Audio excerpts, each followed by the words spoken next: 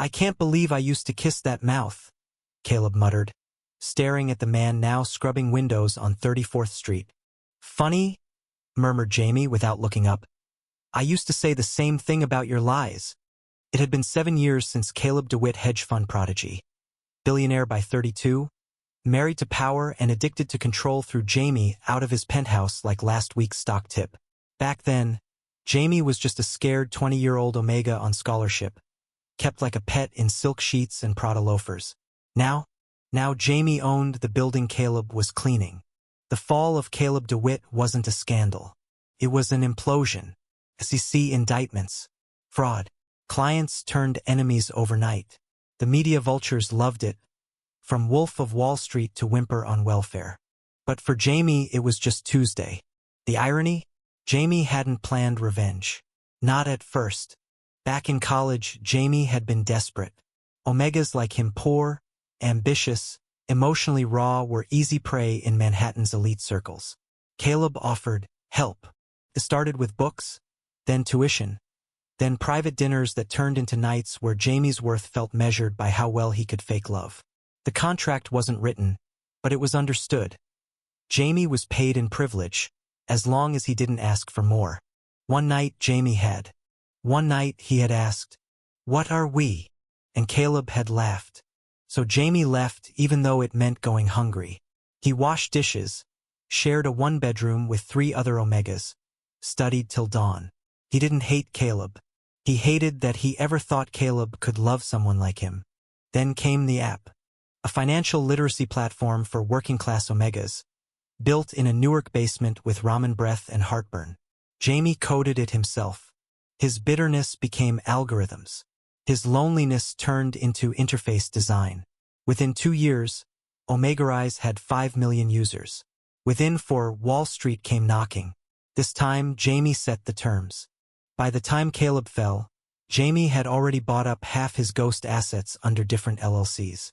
The building, the car, even the damn espresso machine Caleb had once said, was smarter than you. And then one humid August morning, Jamie found Caleb wiping pigeon shit off a midtown window. He didn't plan to speak, but fate's a romantic with a sick sense of humor. Caleb turned. Their eyes locked. Jamie froze, not because he missed him. No, he froze because Caleb looked human. No Rolex, no tailored smugness. Just a man who had been cracked open and left in the rain. "Jamie," Caleb said, voice hoarse. "God, you look successful," Jamie offered. Caleb nodded slowly, wiping his hands on his cheap work pants. "Yeah." Silence stretched. Jamie could walk away, but Jamie had always been weak to lost things. "You hungry?" he asked. The diner was greasy, loud. Nothing like the rooftop bars Caleb used to prefer. But Jamie liked the anonymity. Caleb, surprisingly, didn't complain. "So," Jamie said, stirring his coffee. "Rock bottom." Caleb laughed bitterly. "Try the sub-basement. With rats and existential dread." Jamie watched him. Not just watched, studied. The sharp jaw was still there. The eyes still green, but dulled. Softer. "I used to hate you," Jamie said softly. "I deserved it. And now, I hate me too." That Jamie didn't expect. "I don't want your sympathy, Jamie. Just thanks. For the eggs. And for not spitting on me." Jamie cracked a smile. "I'm classier than that." Caleb smiled too. And for 1 second, something warm flickered between them, not forgiveness. Recognition. Of 2 men who had seen the best and worst of each other. 3 weeks later, Jamie offered him a job. Not a fake one. Real. Operations assistant. Filing. Schedules. Work that didn't insult but also didn't glorify. "I don't want pity," Caleb said again, standing in Jamie's office. "It's not pity. It's a debt. You taught me how to play this game. I just got better at it." Caleb looked away. "I missed that version of you, before you got so cold." Jamie raised a brow. "I missed the version of you that didn't break me." Touché. The offer stood. Caleb took it. Months passed.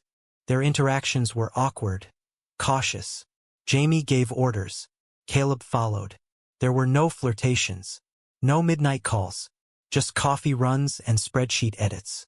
Until the snowstorm, they were the last two in the office. The city shut down. Jamie's driver bailed. The elevator stopped working. They slept on opposite sides of the couch in the break room. But around 3 a.m., Jamie woke to find Caleb sitting beside him, holding out a blanket. "I hurt you," Caleb whispered, "but I never stopped." "Don't," Jamie cut in. "You don't get to say that."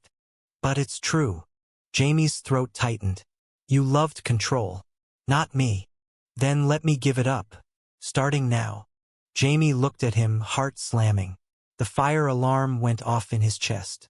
This time, when Caleb leaned in, Jamie didn't pull away. The kiss wasn't soft.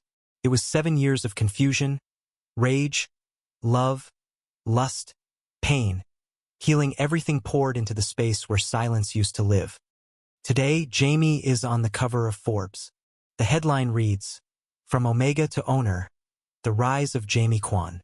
Caleb isn't in the article, but he's there, every morning beside Jamie, making coffee, typing emails, kissing his shoulder at midnight when Jamie forgets to sleep.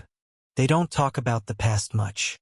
But sometimes, when Jamie walks past that old penthouse he once cried in, he squeezes Caleb's hand just a little tighter, not because he still hurts, but because he won, and chose to love anyway. Thank you for listening. If you find it interesting, please like and subscribe to follow the next stories.